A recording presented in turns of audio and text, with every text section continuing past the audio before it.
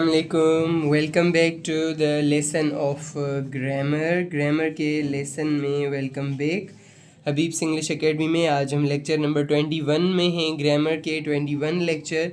और ये हेडिंग है इसकी फॉर्मेशन ऑफ प्लूरल्स। हम सीख रहे हैं कि प्लूरल्स किस तरह से बनाए जाते हैं। प्लूरल्स आज का हमारा टॉपिक है कि कुछ प्लूरल्स बनते हैं, पर वो किस तरह से बनते हैं। Some nouns have two forms for the plural. कुछ ऐसे नाउन्स होते हैं जिनका सिंगुलर एक होता है पर प्लूरल दो होते हैं, और उन दोनों प्लूरल्स की थोड़ी थोड़ी सी मीनिंग मुख्तलिफ होती है। कैसे? मिसाल के तौर पर हमारे पास एक लफ्ज़ है ब्रदर।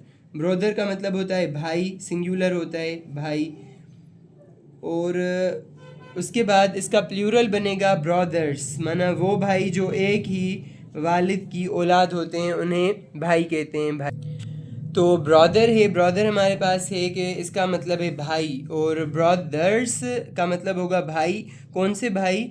जो खून वाले भाई हों, यानी एक बाप की औलाद। और ये सिंगुलर रहा हमारा, ये इसके प्लूरल हैं। प्लूरल्स हम डिस्कस करेंगे, ये सिंगुलर्स, ये प्लूरल्स।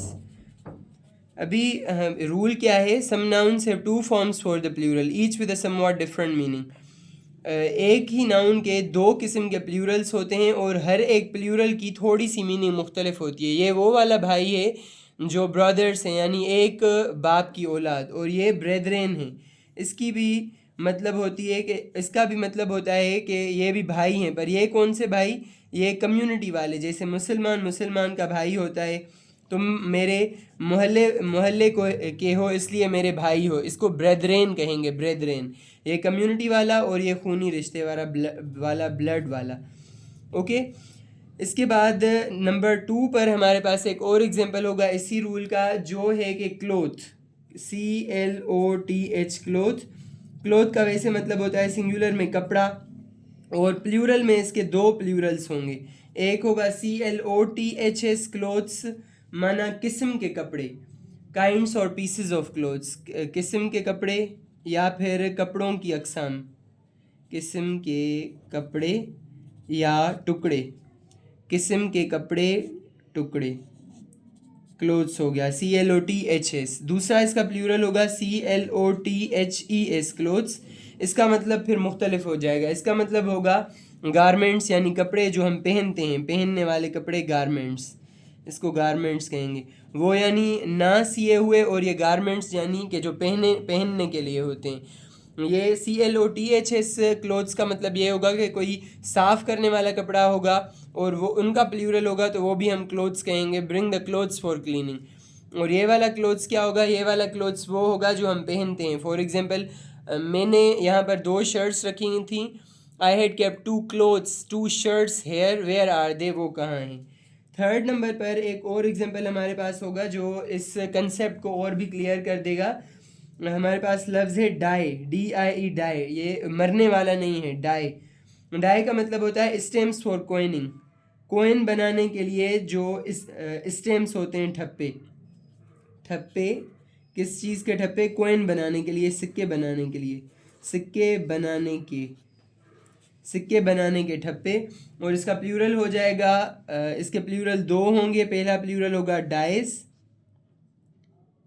ये डाई है तो ठप्पा बनेगा, ठप्पा, सिक्के बनाने का, एक सिंगुलर।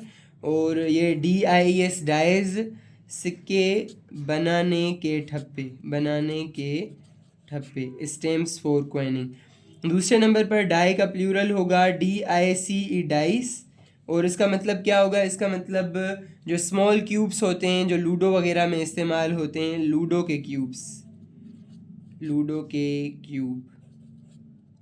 सिंधी में उसका दूसरा नाम होता है, उर्दू में ये हम कह सकते हैं लूडो के क्यूब, या फिर डाइस ही कहा जाता है।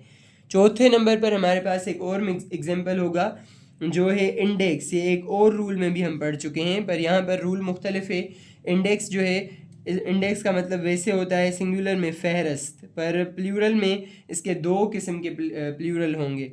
एक होगा इंडेक्सेस, यानी ये जो किताबों में फ़हरस्त होती है, इसका प्लूरल में इसकी माना बन जाएगी फ़हरस्तें, ये पहले वाले की मीनिंग।